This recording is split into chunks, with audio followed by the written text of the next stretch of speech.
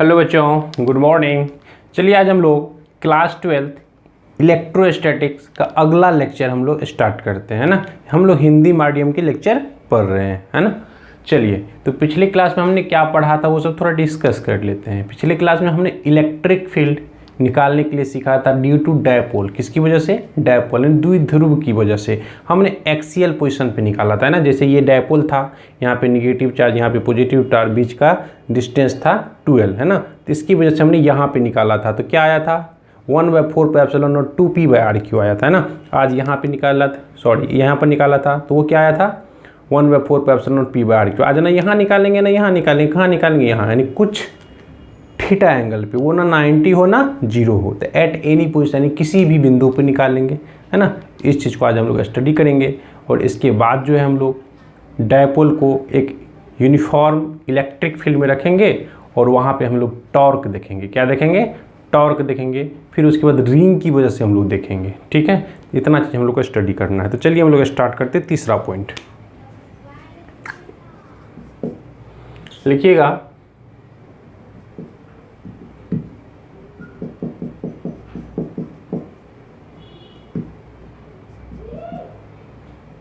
Electric field due to dipole, है ना। ये तो निकालना ही है। अब इसमें हमने बताया था तीसरा सिचुएशंस में एट एनी पोजीशंस, ये हमको निकालना था। एट एनी पोजीशंस यानी कि किसी बिंदु पर, है ना, किसी बिंदु पर निकालना है। ये वाले सिचुएशंस हम लोग को देखना है ना। ये तीसरा है, लास्ट है। पहला हमने देख लिया था अक्षीय, फिर देखा हमने निरक्षीय, और अब देखेंगे एट एनी पोजीशंस। जो हम लोग पढ़ चुके हैं वो सब आपको आना चाहिए पहले से। देखो बाबू, अब देखिए एक डायपोल ले लिए, ठीक है। ये एक डायपोल ले लिए, चलो ठीक है। ये है आपका -q और ये है आपका +q। इसको हम लोग 1 और इसको 2 ले लेते थे, ठीक है। अब यहाँ पे मिड पॉइंट है, ये L 12 था, है ना। ये टोटल कितना था? 12। और यहाँ पर जो डायपोल मोमेंट था ना, वो कितना था? P। कितना था? P। अब हम लोग क्या किए, इस पॉइंट से हमको इस दूरी पे निकालना है। यहाँ पे ये r डिस्टेंस, यहाँ पे एक पॉइंट P है। इस जगह पे हमको क्या करना है? P नीचे ले लिए हैं, तो इस पॉइंट को P नाम मत दीजिए, M दे दीजिए एक, है ना। इस पॉइंट पे हमको क्या करना है? डायपोल मोमेंट जानना है पहले इसका, है ना। और उसके बाद इस पॉइंट पे हमको इलेक्ट्रिक फील्ड निकालना है due to this and this, ठीक है। तो हम लोग देखें कि इसकी वजह से जो डायपोल मोमेंट था वो था P और उसका डायरेक्शन ऐसा था, और ये है थीटा एंगल पे। कितना एंगल पे? थीटा एंगल पे। और ये r डिस्टेंस पे था। तो इस डायपोल मोमेंट का हम लोग 2 कंपोनेंट लिए। क्या लिए? 2 कंपोनेंट। ऐसे था ना थीटा एंगल पे, तो थीटा की तरफ लेंगे तो लेंगे कोस थीटा। जिधर थीटा नहीं होता उधर होता है साइन थीटा। ये हम लोग वेक्टर में पढ़ चुके हैं। तो इधर कोस थीटा। तो यहाँ पे देखिए हम दूसरा कलर से कर रहे हैं, ज़्यादा क्लियर हो जाएगा। ये देखो दिस, है ना, दिस।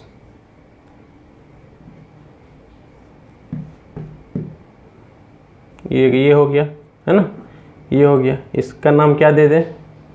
तो इसका जो डायपोल मोमेंट हो जाएगा वो हो जाएगा P cos थीटा, ठीक है। और एक होगा दिस, इसका जो नाम हो जाएगा वो क्या हो जाएगा? ये हो जाएगा P sin थीटा, है ना, P sin थीटा। क्लियर है? ये -q है, ये +q है। ये जो एक कंपोनेंट हुआ तो इसका हम लोग नाम दे देते हैं -q1 और यहाँ पे +q1, और इसका नाम दे देते हैं -q2 और इसका नाम दे देते हैं +q2, है ना। ये इसका नाम दे दिया, ओके। अब हमारे पास क्या हुआ ना, इस डायपोल मोमेंट का 2 पार्ट कर लिए, एक दिस एक दिस।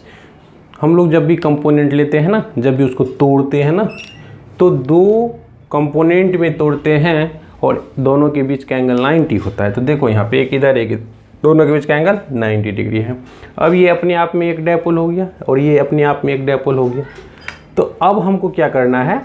इसकी वजह से यहाँ पे निकालना है।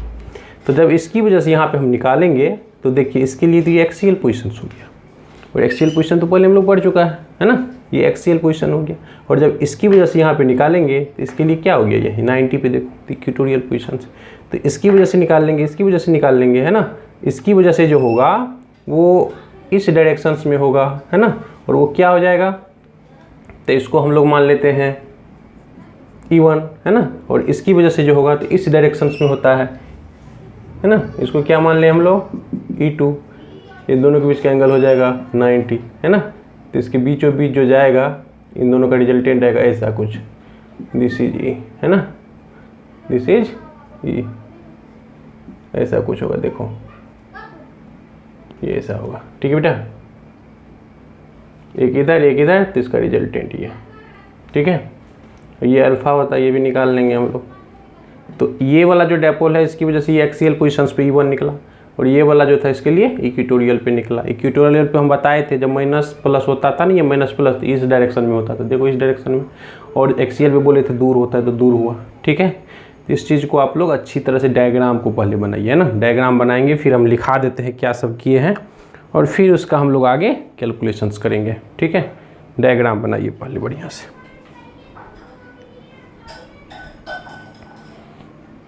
तो देखिए, लिखिएगा, माना कि एक द्विध्रुव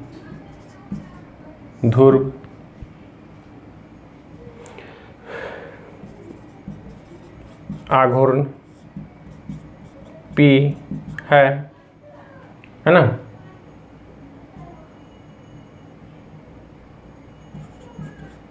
इसके दो घटक, एक घटक इधर वाला और एक घटक इधर वाला, P cos थीटा एवं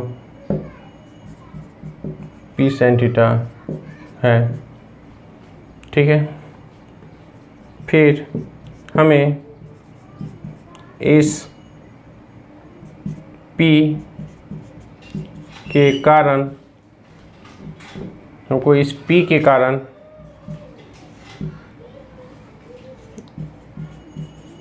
R दूरी पर, है ना,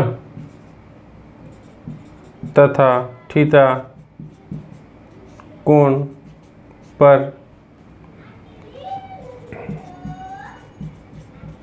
विद्युतीय क्षेत्र की तीव्रता, है ना, निकालना है। P के कारण R दूरी पर, देखो R दूरी पर तथा थीटा कोण पर विद्युत क्षेत्र की तीव्रता निकालना है ना, ओके। अतः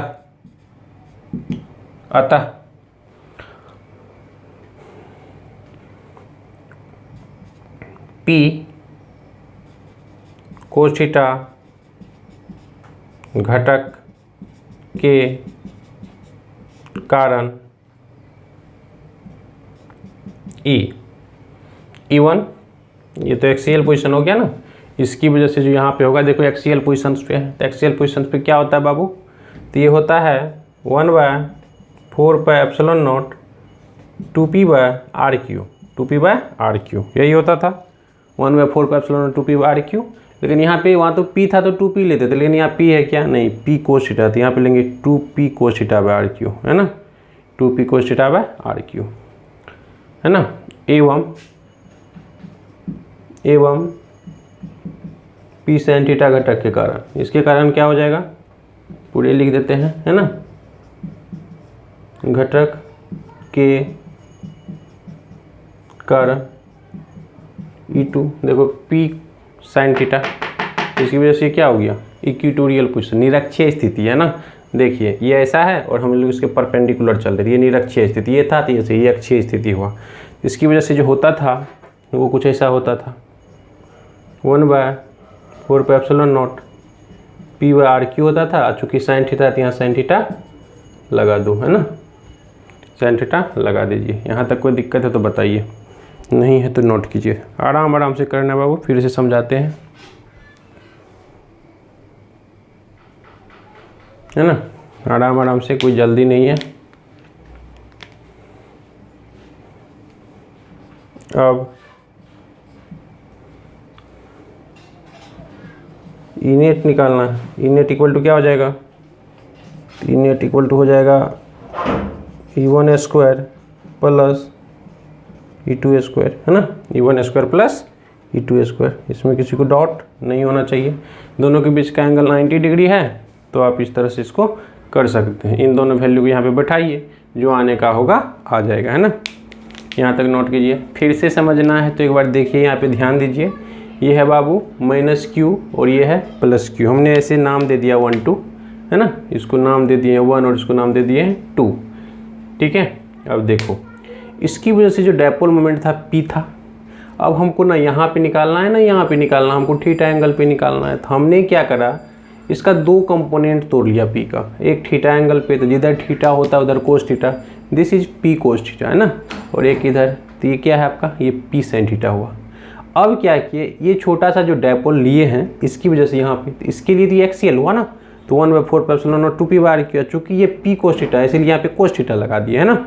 अब देखो इसकी वजह से, तो ये क्या है बाबू, ये P साइन थीटा है। इसकी वजह से ये क्या हो गया, निरक्षीय 90 डिग्री पे, है ना। तो इस जगह पे क्या हो जाएगा 1/4 p/r/q। तो चूंकि ये साइन थीटा है तो साइन थीटा लगा दिए। अब यहाँ पे देखो एक E1 निकल गया और एक E2। E1 E2 का वैल्यू हमको पता है, दोनों के बीच का एंगल 90 डिग्री। जब 90 डिग्री है तो आप पाइथागोरस थ्योरम लगा सकते हैं, है ना। पाइथागोरस प्रेम है, क्या होता है E1 square plus E2 square. और उसको सॉल्व कीजिए, जो आने का होगा। और उसका जो स्पेशल कंडीशन होगा ना, वो फिर से वही आ जाएगा जो अक्षीय और निरक्षीय पे हमने निकाला था। तो यहाँ तक नोट कीजिए पहले। चलिए ज़रा मिटा रहे हैं।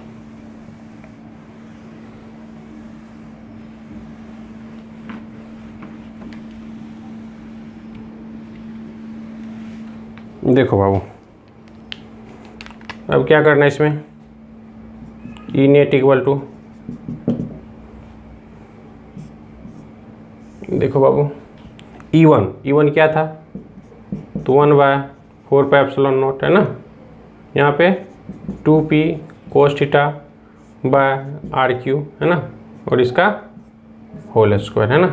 फिर E2 क्या था, तो ये था आपको 1/4 p sin θ/r/q, इसका होल स्क्वायर, है ना। देखो इस तरह से। अब इसको सॉल्व करना, और कुछ करना तो है नहीं, सॉल्व कर सकते आप लोग अपने से, आसान हो गया, है ना। ये इनेट है। देखिए 1/4 यहाँ भी है, 1/4 यहाँ भी है। कॉमन लेंगे, स्क्वायरिंग है, बाहर निकल जाएगा, है ना।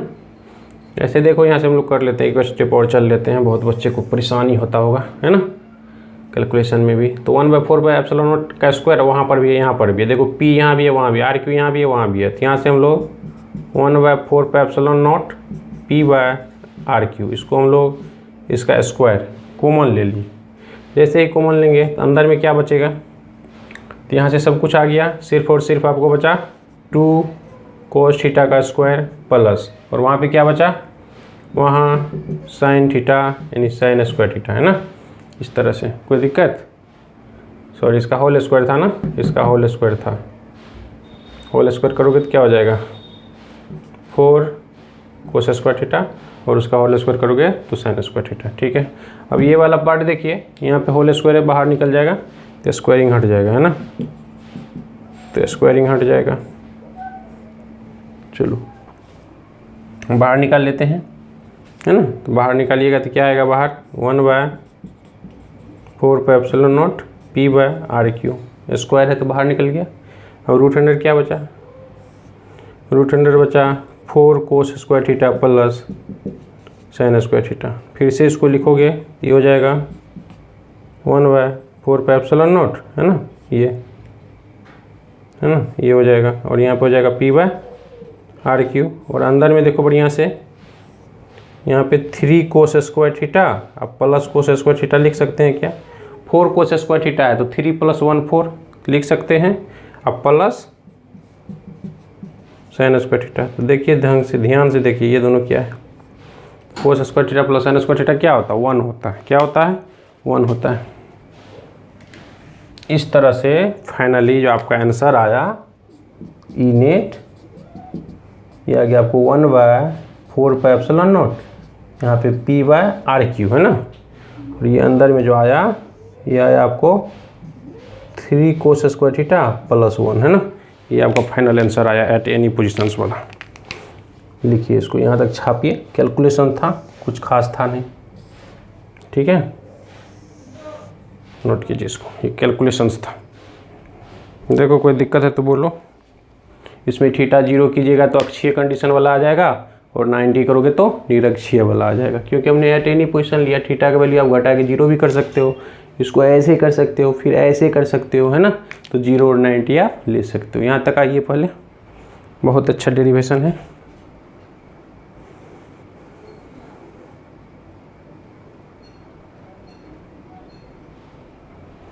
चलिए इसका हम लोग विशेष स्थिति यानी स्पेशल केस देख लेते हैं, है ना। चलिए छापिए। जो बच्चे लिखने में थोड़ा धीमी लिखते हैं वो पॉज करके लिख सकते हो, कोई दिक्कत नहीं है ना। जल्दी नहीं है, आराम आराम से पढ़ना है, बट समझ समझ के पढ़ना। अब इसका स्पेशल केस देखो, विशेष स्थिति, स्पेशल केस विशेष स्थिति लिख सकते हो, है ना। पहला नंबर, है ना, पहला नंबर, यदि थीटा इक्वल टू 0 डिग्री हो, है ना, तो क्या हो जाएगा बाबू, थीटा को 0 करो। इसको जैसे 0 करोगे ना तो कोस 0 हो जाएगा, और कोस 0 का वैल्यू 1 होता है, तो ये 3 + 1 4 हो जाएगा, बाहर निकलेगा 2। तो इस तरह से E इक्वल टू हो जाएगा 1/4 पाई एप्सिलॉन नॉट, और ये 2p/RQ, है ना। ये कौन सा कंडीशन हुआ, तो ये अक्षीय स्थिति वाला हो गया। कौन सा, अक्षीय स्थिति वाला आ गया, ठीक है। दूसरा, अब 90 करो, लिखेंगे यदि थीटा इक्वल टू 90 डिग्री हो तो क्या होगा बाबू, कोस 90 करो। कोस 90 क्या होता है, 0। ये वाला फैक्टर ही खत्म हो गया, तो 1 + 0 1, और 1 का रूट 1 ही होता है, तो कुछ नहीं बचा, 1/4 पाई एप्सिलॉन p/RQ हो जाएगा। तो इस तरह से E equal to 1/4 pi epsilon naught, और यहाँ पे p/RQ हो जाएगा, है ना। ये कौन सा सिचुएशन हुआ बेटा, निरक्षीय स्थिति वाला। इस तरह से नोट कीजिए, बहुत ही इंपॉर्टेंट रिजल्ट है, आप इसको याद रखना, है ना। इसको याद रखना बहुत इंपॉर्टेंट है, ये याद रह गया तो सब याद रह जाएगा, है ना। बिहार बोर्ड में, है ना, स्टेट बोर्ड में हमेशा ये पूछे जाते हैं, या तो अक्षीय पूछ लेगा, या निरक्षीय पूछ लेगा, या फिर एट एनी पोजीशन पूछ लेगा, ठीक है। और इन सब को करना बहुत ही आसान है अगर समझ गए तो। नोट कीजिए बेटा।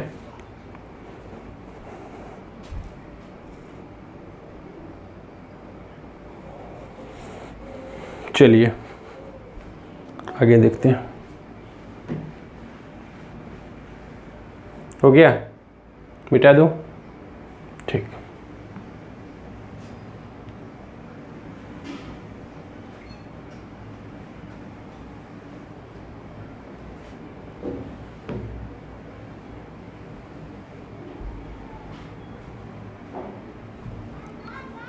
अब जो आगे हम लोग को पढ़ना है ना, वो टॉर्क निकालना है। क्या निकालना है, टॉर्क। फिर हेडिंग दीजिएगा,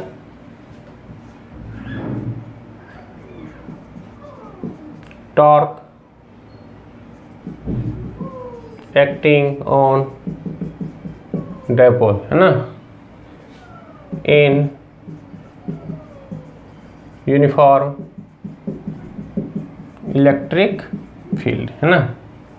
ये हो गया आपका हेडिंग दो, टॉर्क एक्टिंग ऑन डायपोल। कब, जब नॉन यूनिफॉर्म फील्ड में रखेंगे तब, है ना। कहाँ पे, तो नॉन यूनिफॉर्म में, ठीक है बेटा, नॉन यूनिफॉर्म। इस पर क्या होगा, है ना। टॉर्क का मतलब क्या होता है, आघूर्ण, है ना। क्या होता है, बल आघूर्ण, है ना। डायपोल तो समझ करते हैं, यूनिफॉर्म यानी एक समान, है ना, इस तरह से। चलो, तो इसकी हिंदी लिखने की ज़रूरत नहीं है, फिर भी अगर कुछ बच्चे को लग रहा है कि लिखना चाहिए तो लिख लीजिएगा, लिखिएगा। द्विध्रुव पर लगने वाले आघूर्ण को, या बल आघूर्ण लिखो, है ना, आघूर्ण। है ना, आघूर्ण कहाँ पे, तो यूनिफॉर्म इलेक्ट्रिक फील्ड में, यूनिफॉर्म इलेक्ट्रिक फील्ड में। ठीक है, इस चीज़ को चलिए यहाँ देखते हैं। ये यूनिफॉर्म इलेक्ट्रिक फील्ड है, यूनिफॉर्म इलेक्ट्रिक फील्ड देखो यूनिफॉर्म है। हमने क्या करा, इसमें एक डायपोल को रख दिया ऐसे कुछ एंगल पे, यहाँ पे -q, यहाँ पे +q, और ये बीच का डिस्टेंस 12 है ना, कुछ एंगल पे रखे हैं, देखो थीटा एंगल पे रख दिए है ना। अब देखो समझने वाली बात ये है कि अगर हम लोग किसी चार्ज को, है ना, किसी चार्ज को, यहाँ ध्यान दीजिए, ये है ना इलेक्ट्रिक फील्ड है, मान लो इलेक्ट्रिक फील्ड है ना, इसमें अगर कोई चार्ज को हम लोग रख देंगे ना तो इस पर फोर्स लगेगा। क्या लगेगा, फोर्स कितना लगेगा, तो चार्ज का मैग्नीट्यूड इंटू ई लगेगा, है ना। हमने बताया इलेक्ट्रिक फील्ड में क्या बताया था, E = F/Q होता था, है ना। E = क्या होता था, F/Q, तो F = क्या हो जाएगा बेटा, Q × E, है ना। ये फोर्स लगेगा यहाँ पे। अगर पॉजिटिव है तो अपनी डायरेक्शंस में लेके चलेगा, और अगर निगेटिव है बाबू तो किस डायरेक्शन लगेगा, अपोजिट डायरेक्शन में। लेकिन फोर्स का मैग्नीट्यूड क्या होगा बाबू, बराबर होगा अपोजिट डायरेक्शंस में। तो इस चीज़ को आप लोग बगल में लिख लें जिसको नहीं समझ में आ रहा है। ठीक है, इस चीज़ को, अगर धनात्मक आवेश होगा तो विद्युतीय क्षेत्र के अलोंग बल लगेगा, और अगर ऋणात्मक होगा तो उसके विपरीत लगेंगे, है ना। इसको नोट कर लीजिए।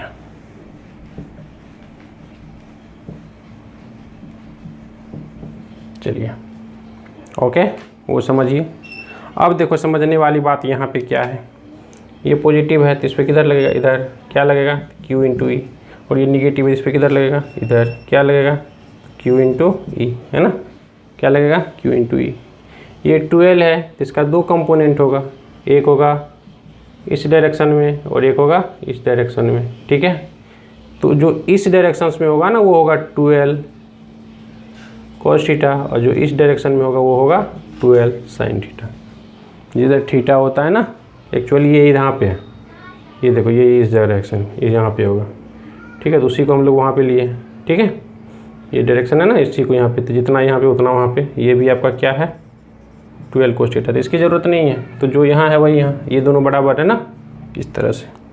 इसकी ज़रूरत है बाबू टॉर्क निकालने में ना, ये जो बल आघूर्ण ले रहे हैं ना उसको निकालने में ये परपेंडिकुलर डिस्टेंस की ज़रूरत है। अब समझिए बात को यहाँ पे। अब इस डायपोल को, द्विध्रुव को इसमें हम लोग रख दिए हैं। यहाँ पे जब ये से है तो ये वाला इधर खींच रहा है और ये वाला उधर खींच रहा है। तो देखिए इसको अगर आप इधर खींचेंगे उसको उधर, ये ऐसे ही रोटेट करेगा, टर्न करेगा, है बात समझ रहे हैं। इसमें टर्निंग इफेक्ट आएगा, रोटेशनल है ना, यहाँ पे रोटेशन वाली बात आ जाएगी। ये इधर खींचेगा, ये इधर, ये ऐसे, तो ये घूमना शुरू होगा। जब घूमना शुरू होगा तो वहाँ पे टॉर्क प्रोड्यूस होगा। क्या होगा, टॉर्क, है ना। ये आप लोग रोटेशनल में पढ़े हैं, है ना, 11th में हम लोग पढ़े थे। ठीक है, उसी टॉर्क को निकालना है, और टॉर्क का जो फार्मूला होता है ना, वो मोमेंट ऑफ इनर्शिया वाले पार्ट में आप पढ़े होंगे वहाँ पे रोटेशनल में, है ना, कि फोर्स इंटू परपेंडिकुलर डिस्टेंस होता है। क्या होता है, फोर्स यानी बल गुना लंबवत दूरी, कहाँ से, एक्सिस ऑफ रोटेशन से। तो ये यहाँ से देखिए, मान के चलिए घूम रहा है तो इसका एक्सिस कहाँ होगा, कहीं ना कहीं यहाँ पे एक्सिस होगा। तो इससे लंबवत दूरी क्या है, तो लंबवत दूरी तो 12 sin थीटा है ना, कितना है, 12 sin थीटा। क्लियर है, इस तरह से। या तो आप यहाँ से ले लीजिए या यहाँ से लीजिए, यहाँ से लीजिए, यहाँ से लीजिएगा तो दो ठो निकालना पड़ेगा, इधर भी इधर भी, तो हम टोटल वाला ही लेते हैं ना, इस तरह से। तो इसको नोट कीजिए बढ़िया तरह से, इसको नोट कीजिए, मिटा रहे हैं, इसको लिखा देते हैं। डायग्राम बढ़िया से बनना चाहिए, है ना, डायग्राम बढ़िया से बनना चाहिए, इसमें कोई दिक्कत नहीं आना चाहिए। ठीक है, ओके बेटा, लिखिएगा। माना कि, है ना, माना कि एक द्विध्रुव को, है ना, को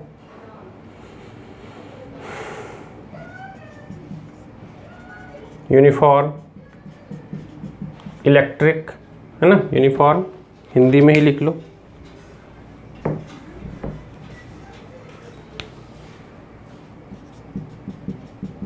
समान, है ना, विद्युतीय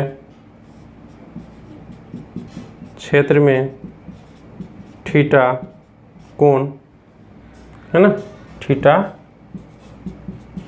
कोण पर रखा गया है। कितना कोण पे रखा गया है? थीटा कोण पे। यहाँ आवेश, है ना, आवेश जो है माइनस क्यू एवं प्लस क्यू पर बल लगेंगे, है ना, बल लगेंगे Q इंटू ई, जिसकी दिशा, है ना, विपरीत होगी। इस चीज को आप लोग देखिए, विपरीत होगी, है ना, विपरीत होगी।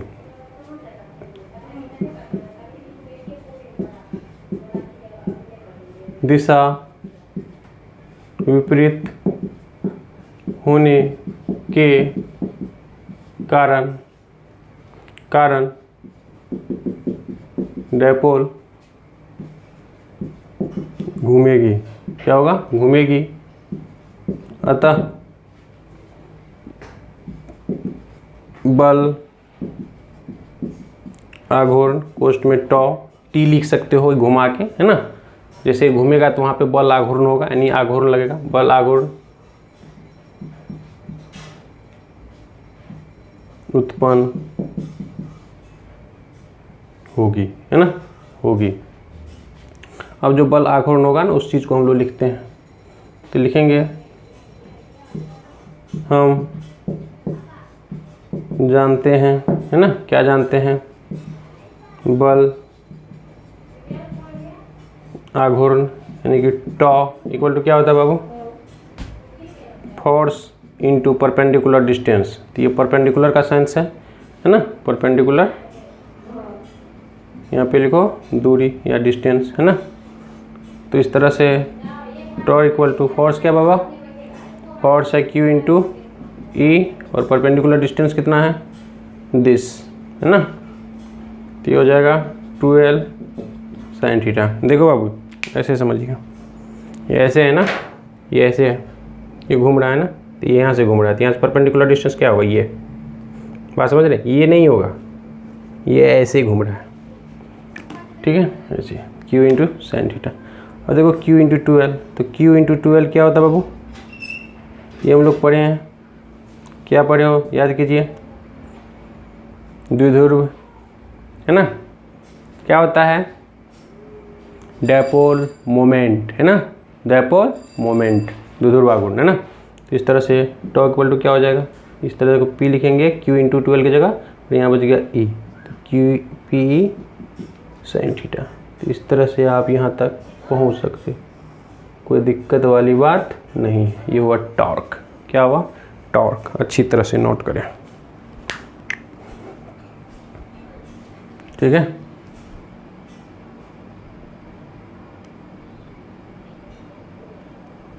अच्छी तरह से नोट करें, कोई प्रॉब्लम इसमें नहीं है बाबू, है ना।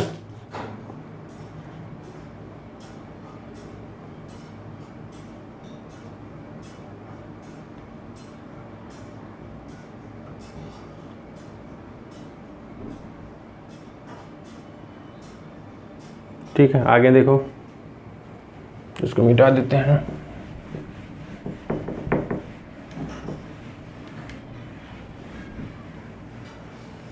ठीक है, ये बात टॉर्क सदिश रूप में देखो बाबू क्या होगा, है ना, सदिश रूप में, सदिश रूप में क्या होगा? देखो टॉर्क जो है ना, ये भी वेक्टर क्वांटिटी है, पी जो है ये भी वेक्टर है, और ई जो है ये भी वेक्टर है। तो हम लोग पढ़े हैं वेक्टर में, है ना, सदिश में पढ़े हैं कि ए और बी अगर वेक्टर हो तो ए क्रॉस बी होता है ए बी साइन थीटा। तो अगर यहाँ पे पी और ई दोनों वेक्टर है तो पी क्रॉस ई हो जाएगा पी ई साइन थीटा। क्या हो जाएगा? P E sine theta. इस तरह से आप यहाँ पे इसको लिख सकते हैं, है ना। तो सदिश रूप में जो लिखेंगे वो कुछ ऐसा लिखेंगे, देखो torque equal to P cross E, ये P क्रॉस E, ठीक है। और इसका जो विशेष स्थिति होगा, है ना, स्पेशल केस, स्पेशल केस पहला देखिए, स्पेशल केस पहला, यदि थीटा इक्वल टू 0 डिग्री तो उस कंडीशन में क्या हो जाएगा, साइन 0 होता है, तो इस तरह से टॉर्क इक्वल टू 0 हो जाएगा। कहने का मतलब ऐसा हुआ कि फील्ड किधर था बाबू, इसी डायरेक्शन में, और इसी डायरेक्शन में रख देंगे तो ये इधर खींचेगा, इधर खींचेगा, एक आदमी इधर खींचे, एक आदमी इधर, कभी रोटेट करेगा, कभी नहीं करेगा। देखो एक इधर खींच रहा है, एक इधर खींच रहा है, कभी रोटेट करेगा नहीं, लेकिन ऐसे करेंगे तो एक आदमी इधर इधर तो ये रोटेट कर जाएगा, लेकिन ऐसे खींचेंगे तो नहीं होगा। तो जब 0 डिग्री होगा तो वहाँ पर कोई टॉर्क नहीं लगेगा, है ना। इसी तरह से दूसरा,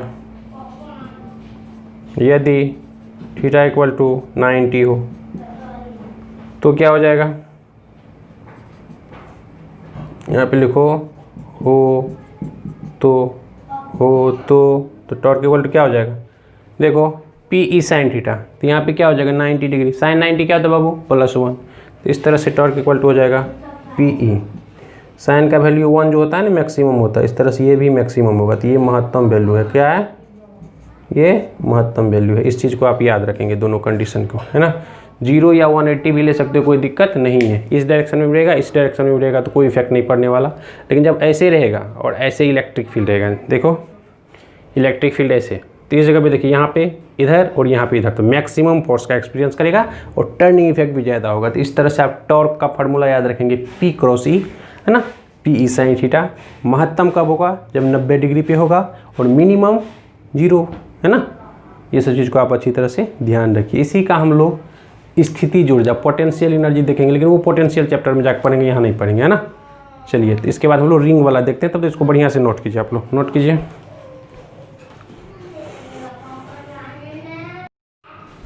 ठीक है, तो आगे जो हम लोग को पढ़ना है ना, ये electric field due to ring, है ना। एक रिंग है इस तरह का, इस रिंग की वजह से इलेक्ट्रिक फील्ड निकालना। एक्चुअली इस रिंग पे चार्ज है ना, ये रिंग है और उस पर क्यू चार्ज हम लोग क्या किए, डिस्ट्रीब्यूट कर दिए, बताए थे यूनिफॉर्मली डिस्ट्रीब्यूशन, है ना, उस तरह से। तो जब इस पर हम लोग क्यू चार्ज को डिस्ट्रीब्यूट कर दिए, लैम्डा कूलम चार्ज पर मीटर है, टोटल चार्ज क्यू है ना।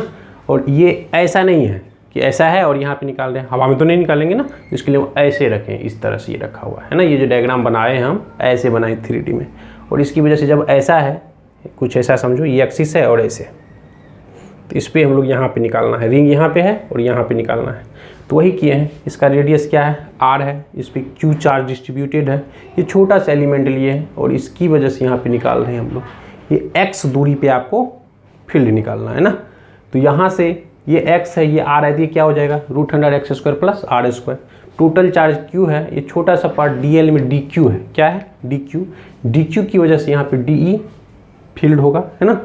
और डी फील्ड चूँकि थीटा है, एक इधर डी कोस थीटा और एक इधर डी साइन थीटा हो जाएगा, है ना। अब इन दोनों का हम लोग क्या इधर से देख सकते हो, ऊपर से अगर डीएल है तो नीचे से डीएल कट किए, यहाँ पर भी डी क्यू होगा, इसकी वजह से देखो इधर होगा फील्ड, है ना, इधर same to same theta angle पे नीचे ले तो इधर होगा, और इसका भी 2 कंपोनेंट, एक ऊपर और एक इधर होगा, तो ऊपर वाले नीचे वाले को कट कर देगा, है ना, बैलेंस कर देगा, संतुलित हो जाएगा, सिर्फ क्या बचेगा, डी कोस थीटा। तो हम लोग वैसा नहीं करते हैं, हम लोग सिर्फ इसमें डी कोस थीटा को लेके चलते हैं और उसको पूरा इंटीग्रेट कर देते हैं, जो कि डी साइन थीटा कट जाएगा अपने आप, है ना, इस तरह से। तो इस डी कोस थीटा को हम लोग इंटीग्रेट करेंगे, लेकिन सबसे पहले डी क्या होगा ये जानना जरूरी है ना। चलिए, तो ये डायग्राम को आप लोग बढ़िया से बनाइए, उसके बाद लिखिएगा मेरे साथ साथ। माना कि R त्रिज्या की एक रिंग है जिस पे Q आवेश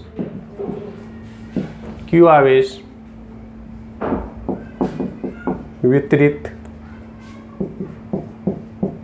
किया गया है, Q आवेश को वितरित किया। अब वितरित में 2 ठो बताए थे, एक ठो बताए थे कंटिन्यूस, एक बताए थे क्या बताए थे, डिस्क्रीट। तो कंटिन्यूस हर एक जगह बराबर है ना, तो लिख सकते हैं Q आवेश वितरित किया गया है ना, इस तरह से। अब हमको क्या है, इसकी वजह से यहाँ पे निकालना है अक्षीय स्थिति में, है ना, या फिर अक्ष पे निकालना है, x दूरी पे जाके फील्ड निकालना है ना। तो लिखेंगे हमें इस रिंग के कारण x दूरी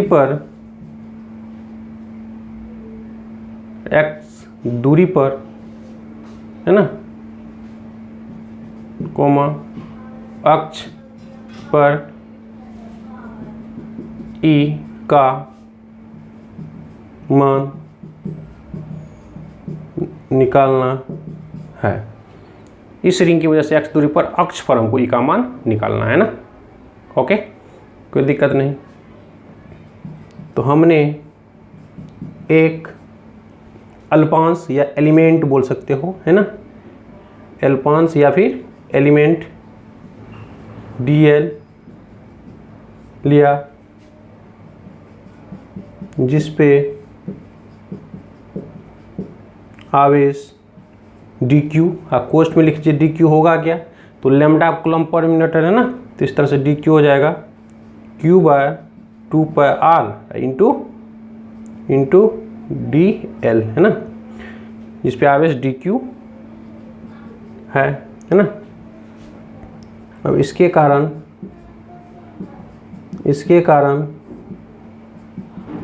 E का मान क्या हो जाएगा बाबू, डी लिख लो, तो डी इक्वल टू 1/4π/Q/r² होता है, तो Q की जगह डी क्यू लेंगे, ठीक है बेटा, और r² की जगह x² + r² रूट करोगे तो हट जाएगा, स्क्वायरिंग करेंगे तो, है ना, तो x² + r², इसको इक्वेशन 1 मान के छोड़ दो।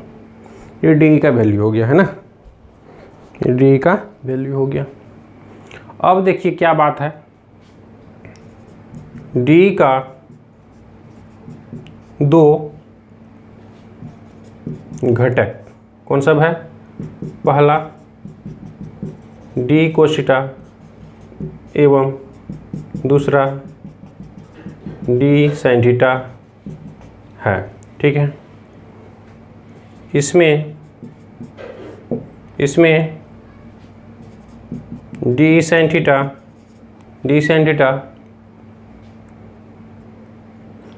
थीटा जो है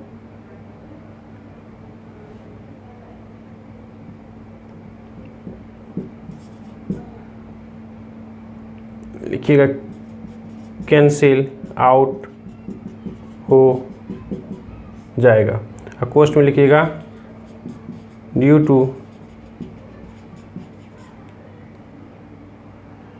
सिमेट्री। किसकी वजह से, सिमेट्री की वजह से, जितना ऊपर मिले रहे उतनी ही नीचे मिलेंगे। यहाँ पे देखिए इधर फिर होगा, उसका भी डी साइन थीटा होगा, तो ये डी साइन थीटा क्या होगा, कैंसिल आउट हो जाएगा। इसीलिए कुल विद्युतीय क्षेत्र DE कोशिटा के कारण ही होगा। ओके, यहाँ तक नोट कीजिए, सिर्फ और सिर्फ इसकी वजह से, और ये वाला जो है ये आपस में कट जाएगा।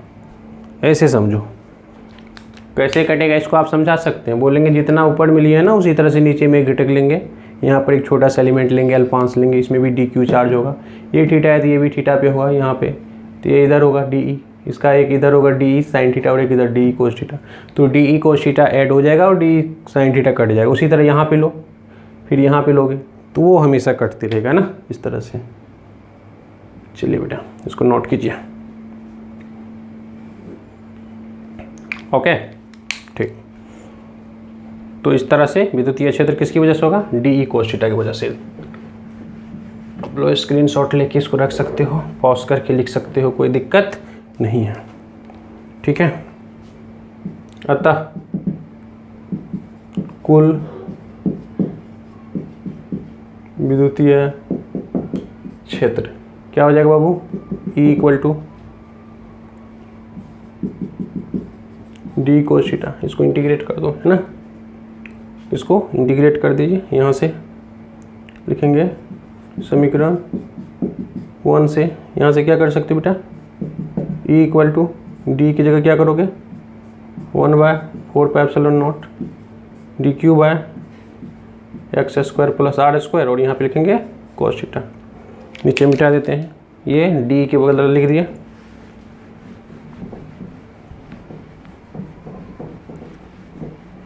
चल, अब इसमें एक लफड़ा और आ गया कोस थीटा। तो कोस थीटा को डायग्राम से हम लोग कैलकुलेट कर सकते हैं। देखो यहाँ पे ये डायग्राम है, ये ओ है, ये पी पॉइंट है ना, और इसको नहीं कुछ है तो ए ले लो। तो लिखेंगे चित्र से, है ना, इसको बगल में आप लोग भी लिख लीजिएगा। चित्र से क्या ले सकते हो, इसमें कोस थीटा निकाल लो, इसमें इस ट्रायंगल में कोस थीटा क्या होता है, आधार डिवाइडेड बाय कर्ण। तो आधार क्या हो जाएगा एक्स डिवाइडेड बाय क्या हो जाएगा X square plus R square root 100, है ना, ये वाला पार्ट। इसको बगल में आप लोग भी लिख लीजिएगा। कोस थीटा का वैल्यू हम लोग ये लिख सकते हैं, देख लो बाबू। Cos theta equal to B by H होता है, आप लोग पढ़े होंगे 10th क्लास में भी, ठीक है। इस तरह से, तो इस तरह से इक्वल टू हो जाएगा 1/4πε0 D Q by X square plus R square, और यहाँ पे हो जाएगा X square plus R square root 100। और ये पूरा लूप में होगा ना, पूरा लूप में, तो यहाँ पे लिख देते हैं पूरा लूप, है ना, पूरा लूप के लिए है ये, है ना, पूरा लूप के लिए इंटीग्रेट कर देंगे, ठीक है। अब यहाँ से देख लो, जो कांस्टेंट है बेटा बाहर निकल जाएगा, जो वेरिएबल है वो अंदर में रहेगा, है ना। तो इसमें 1/4πε0, है ना, सिर्फ डी क्यू हमको वेरिएबल लग रहा है, एक्स वेरिएबल नहीं है, आर वेरिएबल नहीं है, कुछ नहीं वेरिएबल है, तो एक्स ये वेरिएबल नहीं है, और नीचे में हो जाएगा X square plus R square, और ध्यान दीजिए यहाँ पे 1 है पावर में और यहाँ पे हाफ है, तो क्या हो जाएगा 3/2, और अंदर में पूरा लूप के लिए क्या है डी क्यू। तो इस तरह से जो ई निकलेगा आपका ये हो जाएगा 1/4πε0, और यहाँ डी क्यू का क्यू आ जाएगा, तो Q X divided by X square plus R square, और इससे पावर क्या हो जाएगा 3/2 हो जाएगा। तो ये आपका एक जनरल फार्मूला हुआ, है ना, किसका, इलेक्ट्रिक फील्ड का, ठीक है, बहुत इम्पोर्टेंट है। देखिए बढ़िया से ध्यान दीजिए, है ना, इसको नोट कीजिए, कोई दिक्कत है तो पूछिए। फिर से ये डी साइन थीटा कैंसिल हो जाएगा, सिर्फ डी कोस थीटा होगा, इसको इंटीग्रेट करना पूरा लूप में। डी का वैल्यू रखें, डी का वैल्यू ये है ना, डी का वैल्यू आपका ये है ना, और कोस थीटा का वैल्यू यहाँ पे हम चित्र से लिए, उसको वहाँ रखें। जो कांस्टेंट था वो सब निकाल लिए, सिर्फ और सिर्फ ये वाला डी क्यू जो ये वेरिएबल है ना, उसी को हमको क्यू करना है। तो डी क्यू को इंटीग्रेट करोगे पूरा लूप में तो क्यू हो जाएगा, क्यू ले लिए, और इस तरह से ये आ गया, है ना। तो इस तरह से इसकी वजह से डी ई का जो यहाँ पे है, सॉरी ई वाला पार्ट जो वो निकल गया इस रिंग की वजह से। अगर इस पर क्यू चार्ज है ना, क्यू चार्ज, तो ये एक्सिस पे एक्स डिस्टेंस पे जाके इलेक्ट्रिक फील्ड होगा 1/4πε0 Q X by X square plus R square पे पावर 3/2, इसको याद रखेंगे, है ना। चलिए नोट कीजिए यहाँ तक।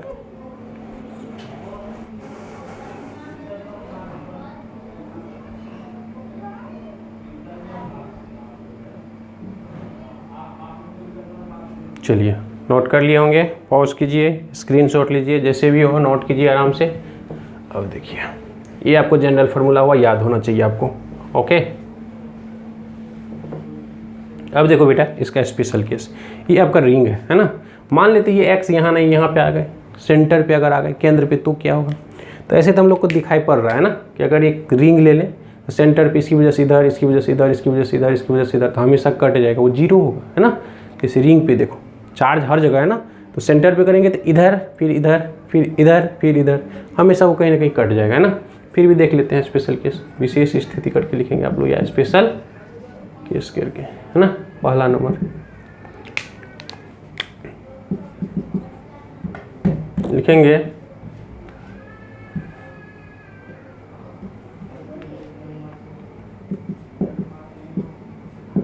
केंद्र पर, है ना, केंद्र पर कोष्ठ में लिखेंगे x = 0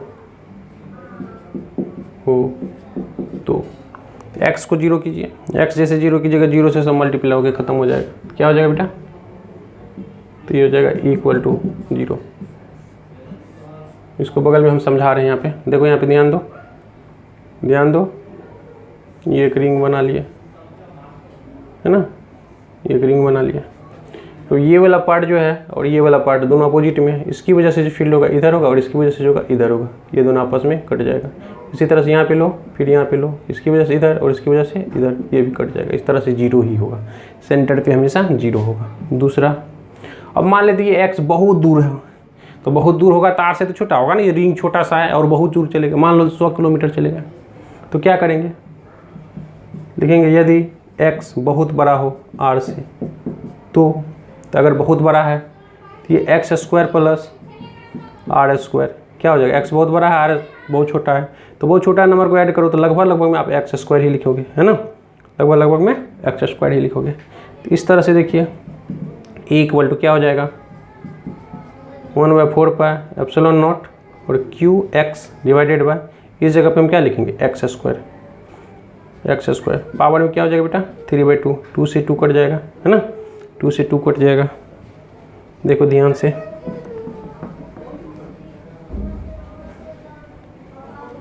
टू से 2 कट जाएगा, तो इस तरह से जो e का मान आ जाएगा ये हो जाएगा 1/4 पाई एप्सिलॉन नॉट और ये 3, नीचे में देखो 3 पावर बचा, ऊपर में x है, तो ये भी कट जाएगा, तो यहाँ 2 बचेगा, ये भी कट जाएगा, तो q/x स्क्वायर होगा। क्या आ जाएगा, q/x स्क्वायर होगा। ध्यान से देखिएगा थोड़ा, है ना, ध्यान से देखिएगा, ठीक है, इसको ध्यान से थोड़ा देखो कैसा दिखा। एक चार्ज यहाँ पे है q चार्ज, x डिस्टेंस पे आपको निकालना फील्ड kq/x स्क्वायर, r दूरी पे निकालना है kq/r स्क्वायर, यानी एक चार्ज है r दूरी पे निकालना है तो 1/4 पाई एप्सिलॉन q/r स्क्वायर। तो ये रिंग है, तो रिंग एक पॉइंट चार्ज हो गया, क्या हो गया, एक बिंदु आवेश हो गया और इससे r दूरी पे निकालना है, तो ये पूरा q एक पॉइंट की तरफ ट्रीट हो जाएगा और उसकी वजह से x दूरी पर, तो kq/x स्क्वायर या 1/4 पाई एप्सिलॉन q/x स्क्वायर, वही तो निकला, है ना। तो इस तरह से यहाँ तक आप लोग को क्लियर हुआ, है ना, यहाँ तक क्लियर हुआ, कोई दिक्कत यहाँ तक नहीं होना चाहिए। बहुत इंपॉर्टेंट है, VVI है बोर्ड के लिए, इसको अच्छी तरह से आप लोग कर लेंगे, है ना। एक लेक्चर और हम लेंगे जिस पे क्वेश्चन सब कराएंगे, है ना, उसमें पूरा का पूरा न्यूमेरिकल्स होगा। इलेक्ट्रिक फील्ड में इतना ही आप लोग को पढ़ना है, इससे ज़्यादा नहीं पढ़ना है। जितने भी डेरिवेशन हमने कराया है ना, उसको एक एक करके 2 बार 4 बार 6 बार कीजिए, है ना, और उसको एकदम ढंग से सीखिए, ये रटने की कोशिश मत कीजिए, समझिए, है ना, और इसको जितना हो सके शेयर हो सके, जिससे हिंदी माध्यम के बच्चों को खास करके फ़ायदा हो, है ना। तो जितना से जितना हो सके शेयर करो और देखो तो लाइक ज़रूर करना बेटा, है ना। चलिए ठीक है बेटा, थैंक यू।